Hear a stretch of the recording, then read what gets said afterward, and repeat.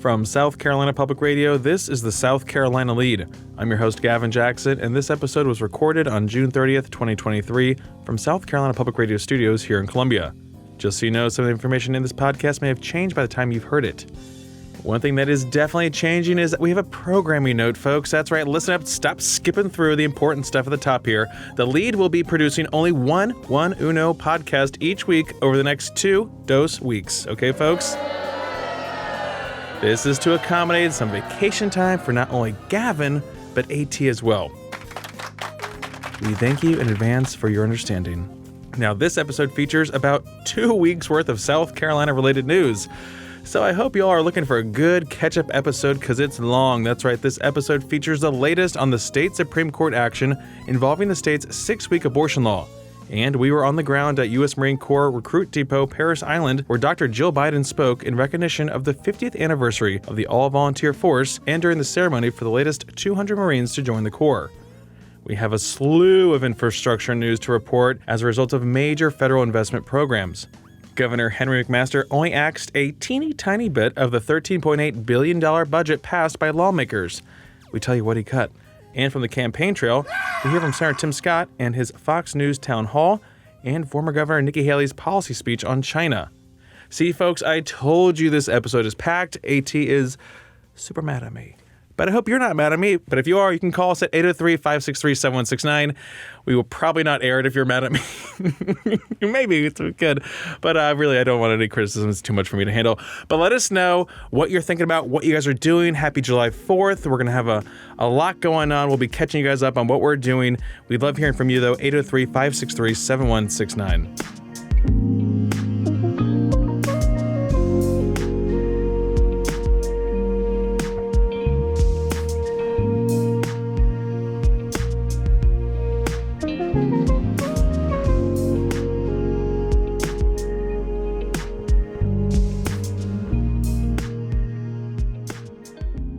On June 27th, the state Supreme Court heard oral arguments in the Planned Parenthood South Atlantic versus State of South Carolina case involving the newly passed 6-week abortion ban law that the governor signed into law on May 25th.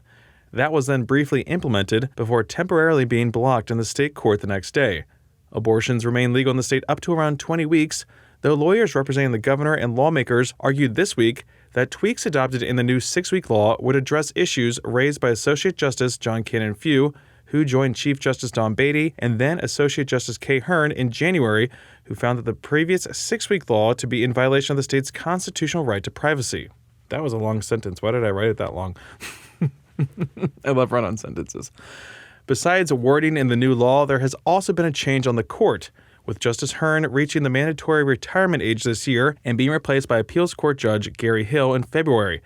The state became the first in the country not to have a woman on its high court, something that hasn't happened here in some 35 years.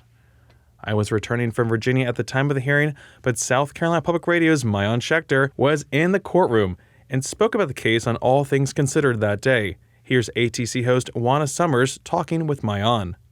It's been a year since the U.S. Supreme Court handed authority to states to decide their own restrictions around abortion. South Carolina is the latest state to consider a ban on the procedure at 6 weeks gestation. The Supreme Court in that state heard arguments today over whether this proposed ban can take effect. Current law there allows for abortions up to about 20 weeks. South Carolina Public Radio reporter Maayan Schechter was in the courtroom and joins me now. Welcome. Thanks so much. So just for starters, tell us about this case. So the case was filed by South Carolina's 2 abortion providers. One is Planned Parenthood, and the other is the Greenville Women's Clinic. That's a private practice that provides health care to women.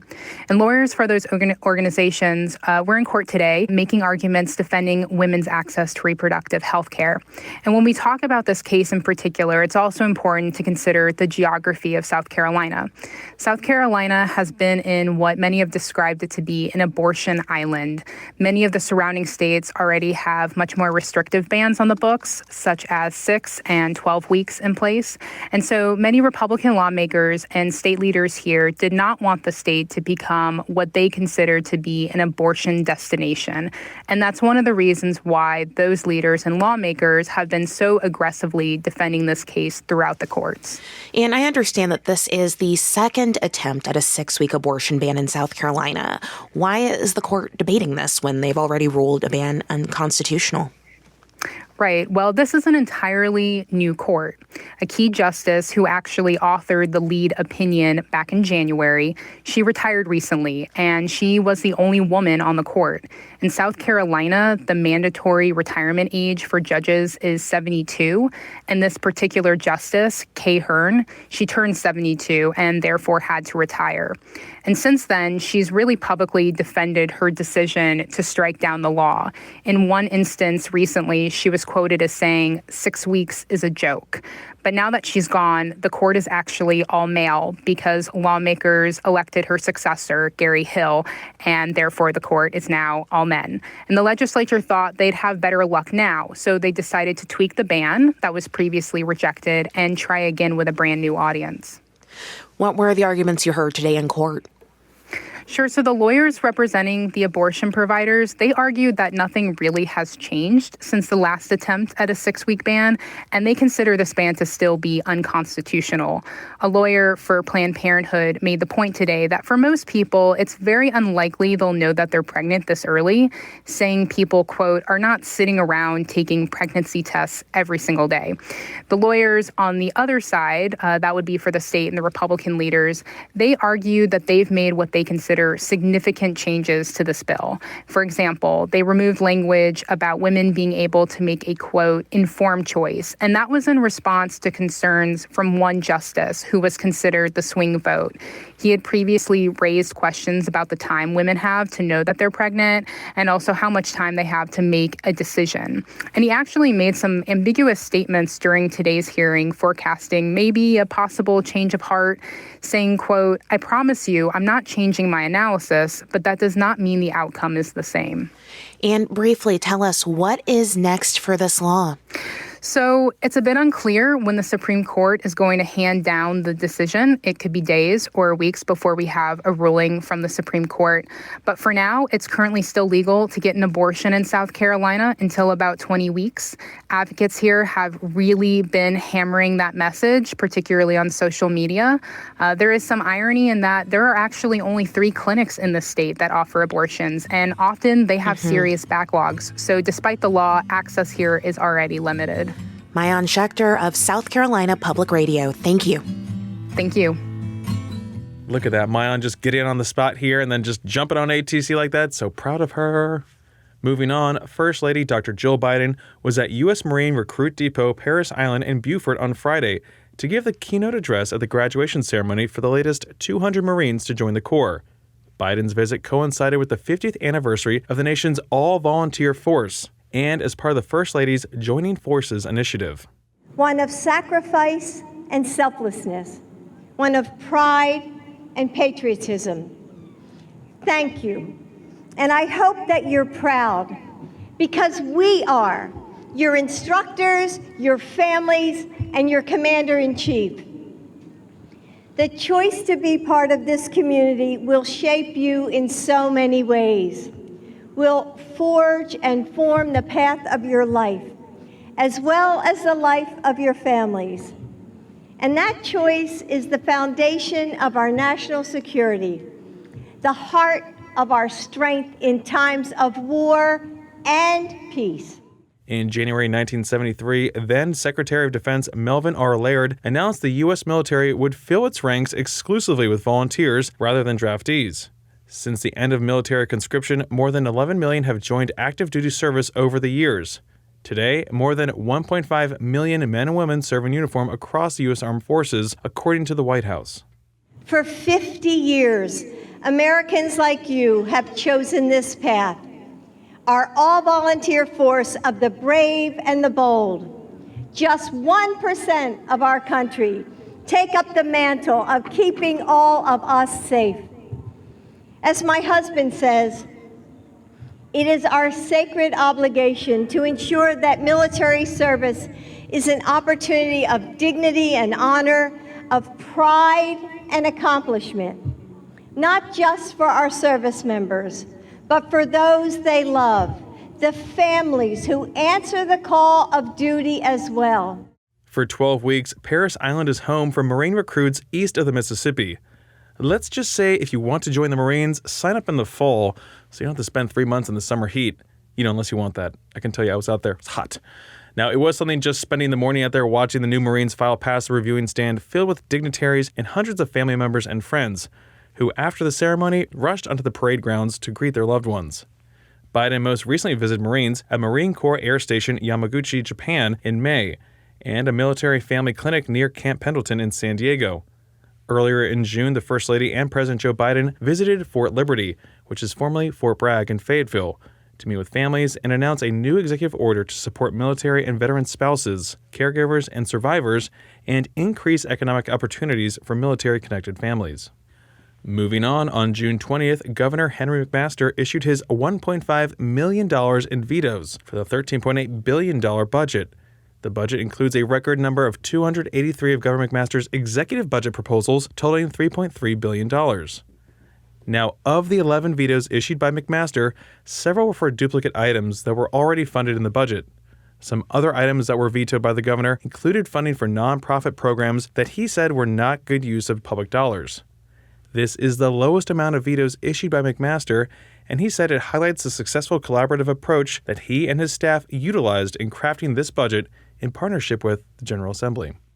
Most of what would have been vetoed were taken out of the budget because in the leadership, we had conferences in the office. In my office, we went over and spoke to Chairman of Ways and Means Bannister and Chairman Peeler, and we went through all those things weeks ago. So for that reason, it wasn't necessary to have a whole lot of vetoes.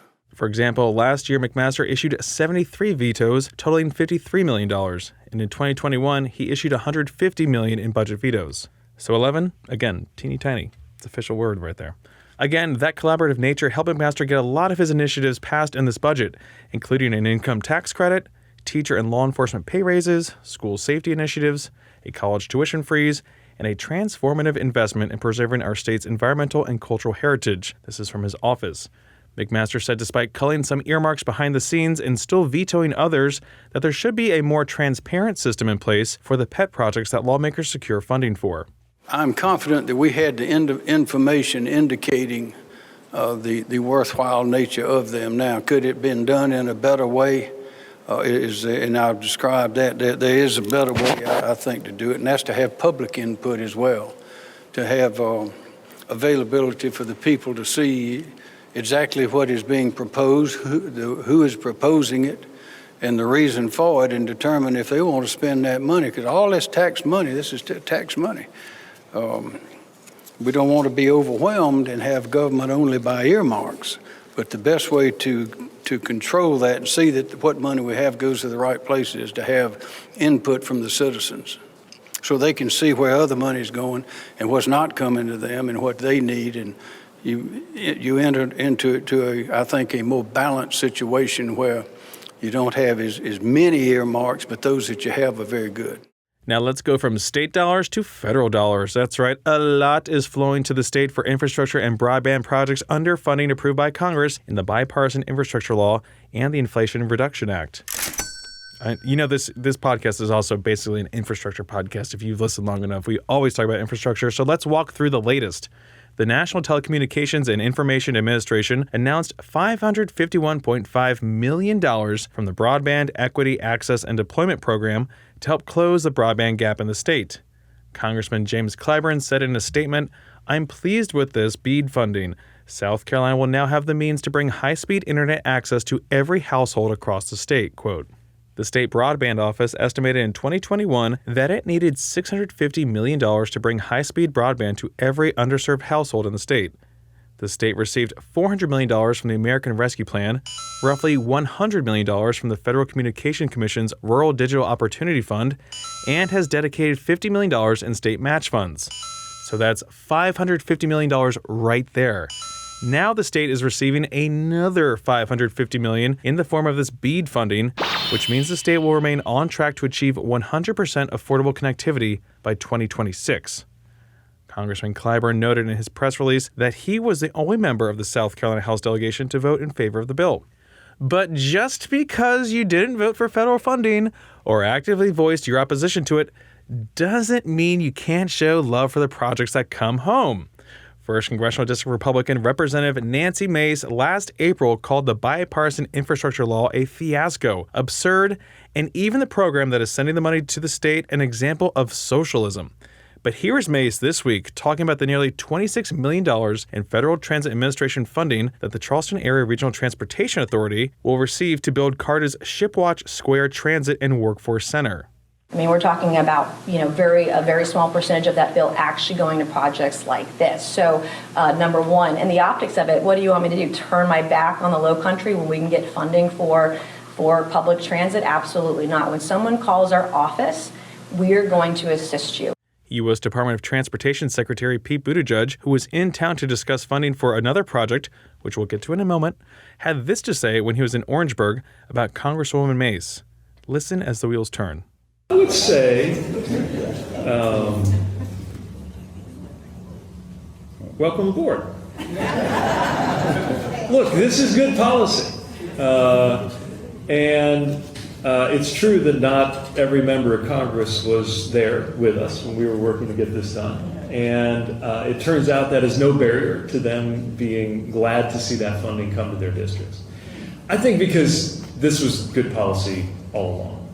And look, partisan politics get in the way sometimes. Although we're proud of the fact that this is a bipartisan bill, that a number of Republicans were willing to come across and work with Democrats and work with the president to get this done. But look, a good project is a good project, and we're not going to hold it against the constituents of any member who was short-sighted enough to vote no on the infrastructure or the broadband or the clean water pipes that they are now so quick to join us in celebrating. Funding through the FTA Low No Emission Grant Program will allow CARTA to replace and rehabilitate electric bus charging infrastructure needed to make Shipwatch Square a super stop charging station. That's a lot of S's right there. This additional funding will result in approximately 1,700 low or zero emission buses. Congressman Clyburn was again the only member of the South Carolina House delegation to support that legislation. And like we said, he had Pete Buttigieg in town on the 28th to award $22.7 million for the Railroad Corner redevelopment project in Orangeburg.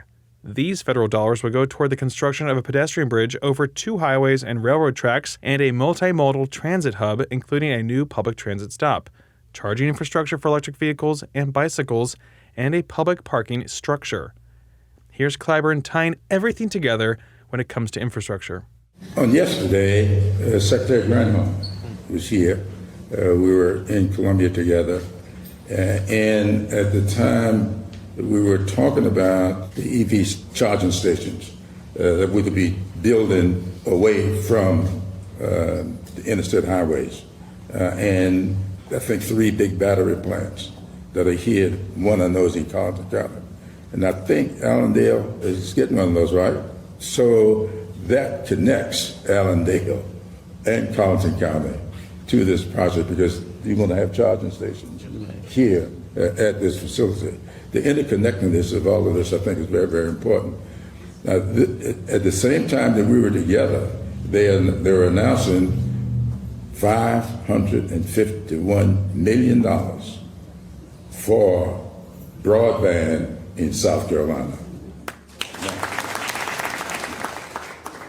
Now, let me take a minute just to say something to you. The governor announced several months ago that we needed $650 million to build South Carolina out 100%. I stood with him at that announcement. I called him day before yesterday when I got word that the $551 million was coming. In that $650 million, he only had $100 million coming from our broadband initiative, what we call the FCC auctions. Where he factored in $100 million, he's getting $551 million. So this $451 million above the 650 million he needed to do that which was basic, which means we're going to go beyond basic with broadband for South Carolina, and that was announced on yesterday. The Investing in America Roadshow also featured, like you heard mentioned by Clyburn, Department of Energy Secretary Granholm, who was with him the day before in Congressman Joe Wilson's 2nd Congressional District, touring the ABB facility in West Columbia, a plant that earlier this year began manufacturing electric vehicle chargers. The two also participated in a town hall at Brooklyn Baptist Church. The Department of Energy says South Carolina currently has over 1,000 public EV charging ports and will also receive almost $15 million in federal funding to help build out more charging stations. In 2022, there are 18,100 registered EVs, a 50% increase from the year before.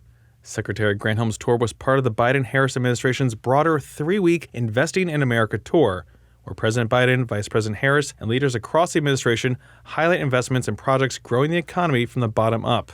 And speaking of Washington, this is the transition. You see how this is working? I'm smart like that. Up in Washington, that's right, freshman Congressman Russell Fry of the 7th Congressional District was one of several members of the powerful House Oversight Committee who questioned Special Counsel John Durham on June 21st regarding the 306-page report on the FBI's investigation into collusion between Donald Trump's 2016 presidential campaign and Russia.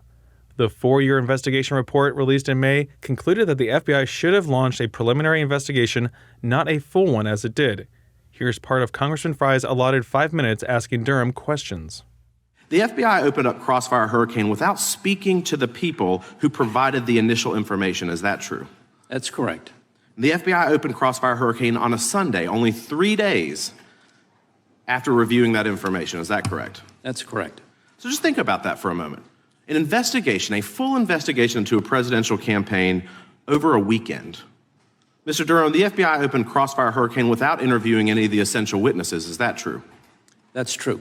And the FBI also opened up Crossfire Hurricane without using any of the standard analytical tools typically employed to evaluate that evidence. Is that true? That's true. So think about that. The FBI never talked to the people who gave them the intelligence information. They never examined their own witnesses. They never interviewed the witnesses. They never corroborated the dossier. Mr. Durham, if the FBI had done these things, if they had done their homework, would it have found that its own Russian experts had no information about President Trump being involved with Russian leadership or Russian intelligence officials? Yes. So then, was there adequate predication for the FBI to open Crossfire Hurricane as a full investigation? On July 31st, in my view, based on our investigation, there was not a legitimate basis to open as a full investigation. An assessment is something that had to be looked at, gather information, such as interviewing the people who provided the Papadopoulos information, checking their own databases, the databases of other intelligence agencies, and the standard kinds of things that you would do in an investigation like this. The Durham report included interviewing 481 witnesses, reviewing 6 million pages of documents, the issuing of 190 subpoenas, and 7 search warrants that were executed at a cost of $6.5 million. Democrats said the extensive investigation uncovered no wrongdoing that Justice Department Inspector General Michael Horowitz had not brought to light during his 2019 investigation of the Trump-Russia probe. This, according to Politico.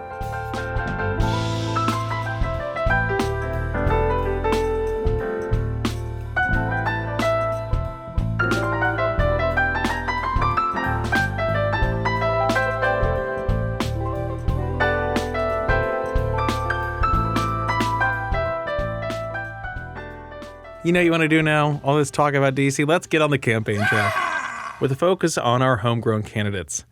Republican presidential candidate Tim Scott participated in a Fox News town hall moderated by Sean Hannity in Myrtle Beach on June 20th. There, the junior senator and only black Republican in the U.S. Senate spoke about race and received a warm reception from the crowd of several hundred and, of course, some easy questions from Hannity, teeing Scott up to swing away at Democrats. We have to persuade people to join our team. Here's what I can tell you. I've done the surveys. I've run around the country. African Americans, around 81%, want the same level of policing or more policing, not less. That's a lie from the radical left. We have to understand that most of America wants the same thing. How many of y'all in here believe in law and order? How many of y'all are thanking God Almighty and willing to stand with me and back the blue? This is common sense. You see, when I wrote a bill to help refund the police because the crazy left defunded the police, they called me a token. Because they are opposed to helping the very people they say they care about the most. How many of y'all believe that we should secure our southern border today? Today. Not tomorrow, but today. Scott continued to discuss the southern border, something that many South Carolinians say is a top priority for them, according to polling, and has been a backdrop for several of his fellow Republican White House contenders who have made trips to the border, including former Governor Nikki Haley and most recently Florida Governor Ron DeSantis. Energy independence was also a big part of his town hall discussion. One question from an audience member was what Scott's first executive order would be if he became president. Take a listen. My first executive order would be to restart the XL Keystone Pipeline. And my rationale is that energy security is national security. We can do it our own, and we should do it on our own. The second thing I would do is honestly secure our border. For less than $15 billion, $10 billion, we could finish a wall. And for $5 billion, we could use the surveillance technology that is currently available to detect fentanyl so we can save American lives, starting ASAP. And Scott just released a new radio ad titled Sanctity of Life. His campaign said the ad will air on Christian radio in Iowa as part of a six-figure radio ad campaign airing in the Hawkeye State this summer. Scott continues to blitz the airwaves up in Iowa. On June 27th, former United Nations Ambassador Nikki Haley gave a hard-hitting policy speech aimed at the growing threat of China, and even said her former boss, former President Donald Trump, is partly to blame for it, with the Chinese military growing stronger under his presidency. But Trump did too little about the rest of the Chinese threat. He did not put us on a stronger military foothold in Asia. He did not stop the flow of American technology and investment into the Chinese military. He did not effectively rally our allies against the Chinese threat. Even the trade deal he signed came up short when China predictably failed to live up to its commitments. He also showed moral weakness.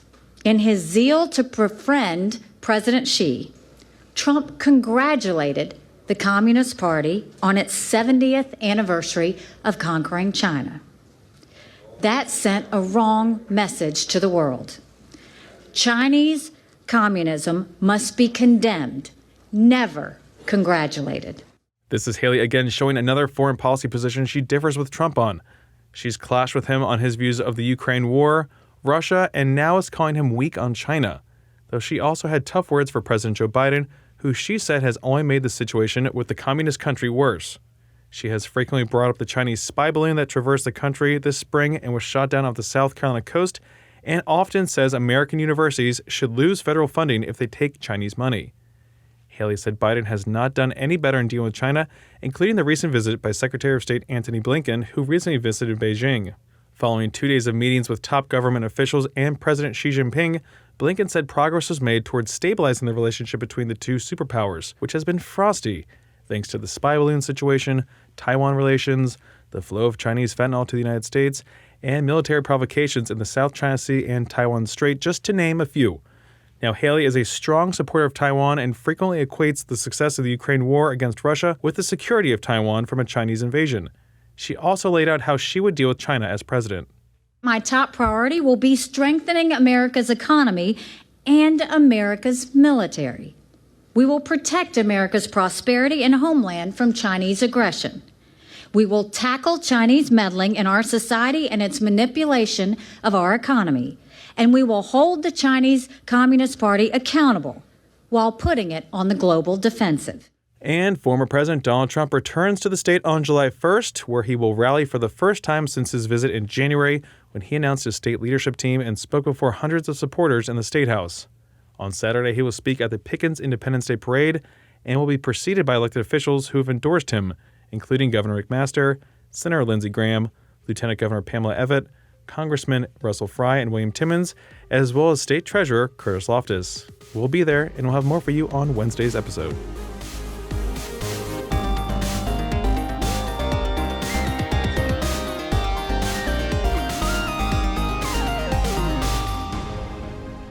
Welcome to the wind down section, our little break from the news. We're glad you're here. I'm like really trying to be happy here.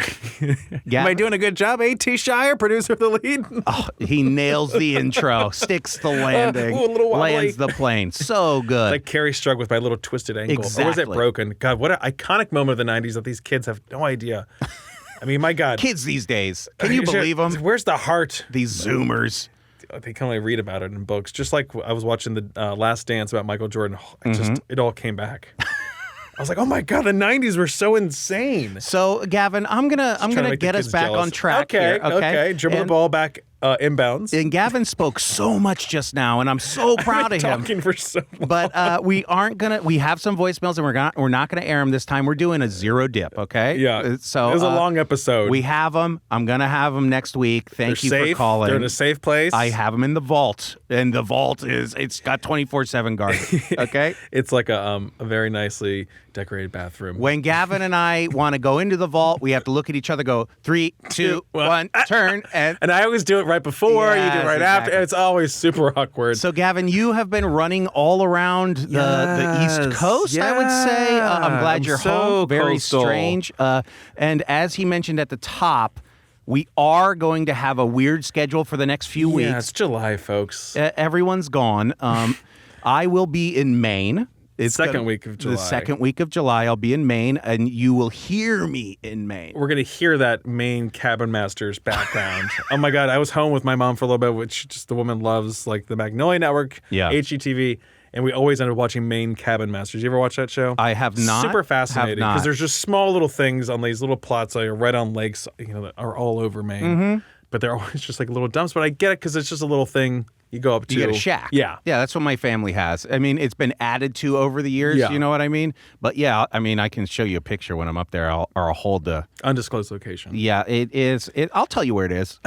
It is, if you know that Maine goes to that point out on the East Coast, like in the Atlantic Ocean, it's directly under that point.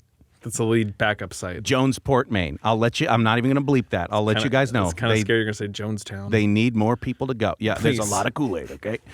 No, really good lobster rolls. Oh, nice. That's exciting to go up there. It's not exciting. Okay, maybe it's not. It sounds peaceful already. It's too peaceful for me. Okay? I know. This man hates not talking and hates sitting still. Yes. And so the fact that I have to go there, I mean, I'm going to be there for 6 days. I'm shooting 9 lobster rolls. In that time, there's rare golf, but where there is golf, there's golf. There's also tons of bugs.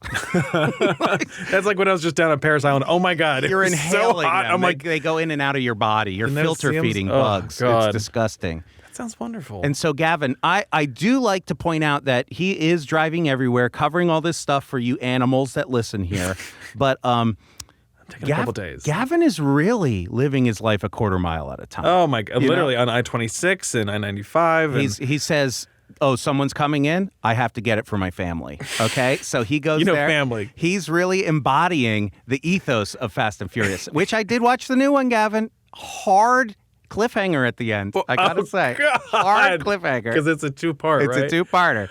But Jason Momoa is great. Momoa is great in it. I love Momoa. Good. I was supposed to go see Asteroid City. I want to go see it. I've been reading some mixed reviews, but it's Wes Anderson. I'm over Wes. I'm over it. I'm hard. over it. It's too much aesthetic. Yeah, it's too much such aesthetic. a thing now. But I will say I saw French Dispatch in theaters, and it's just wild to see that aesthetic on the big screen. I love going to movies. It's overwhelming. I love going to movies. I don't care about going to movies. I know you wouldn't, but I enjoy it. When I was up at the mall, when I was back home with Mom, we actually have a decent mall nearby. A real mall. Yeah, it's really good. It has a lot of stores.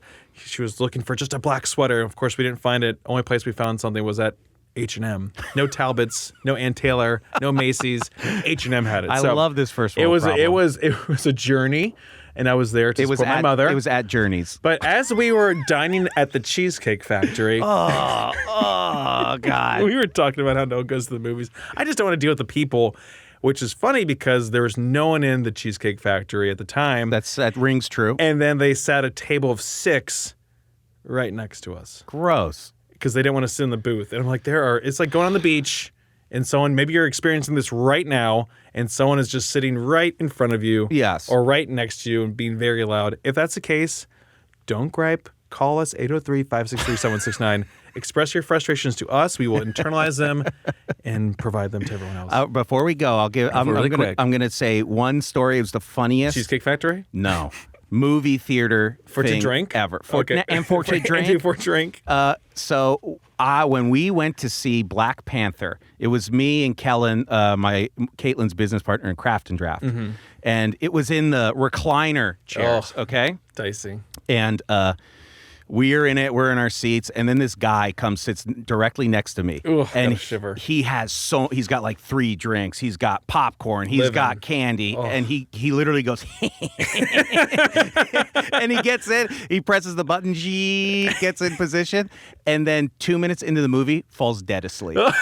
And then he woke up in the last 10 minutes of the movie, and he goes, no.